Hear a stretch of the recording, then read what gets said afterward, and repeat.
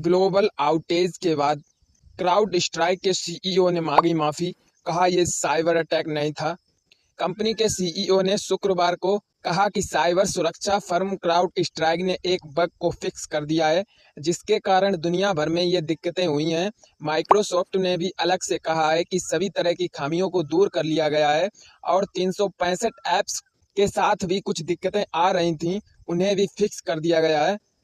Cyber security company crowd strike ने उस bug को तो फिक्स कर दिया है जिसके कारण 19 जुलाई 2024 को दुनिया थम गई थी। क्राउड स्ट्राइक के एक अपडेट के कारण ही दुनिया भर के माइक्रोसॉफ्ट विंडोज सिस्टम ठप पड़ गए थे, जिसके बाद एयरपोर्ट से लेकर बैंक, एटीएम और शेयर बाजार तक बंद हो गए। इस पूरे कांड के बाद कंपनी के सीईओ ने शुक्रवार को कहा कि साइबर सुरक्षा फर्म क्राउड स्ट्राइक ने उस बग को फिक्स कर दिया है जिसके कारण दुनिया भर में ये दिक्कतें हुई हैं।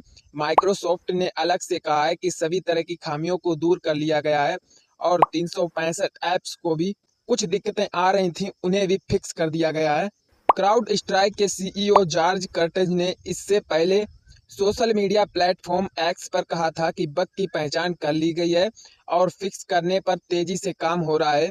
यह कोई साइबर अटैक नहीं है, यह दिक्कत एक सिंगल कंटेंट अपडेट की वजह से हुआ है जो कि क्राउड स्ट्राइक के फाल्कन से जुड़ा था। इस बग में मैक और लिनक्स सिस्टम प्रभावित नहीं हुए हैं। इस घटना के बाद शुरुआती ट्रेडिंग में क्राउड स्ट्राइक के 12% और माइक्रोसॉफ्ट के 1.4% डाउन थे। कर्टेज ने कहा, हमने ग्राहकों, यात्रियों और हमारी कंपनी सहित इससे प्रभावित किसी भी व्यक्ति पर जो प्रभाव डाला है उसके लिए हमें गहरा खेद है।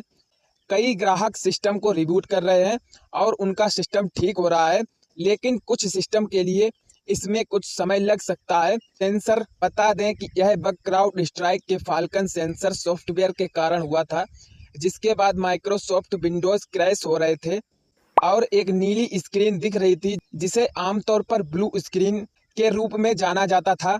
यदि इसे समय रहते ठीक नहीं किया जाए तो विंडोज करप्ट हो सकती हैं।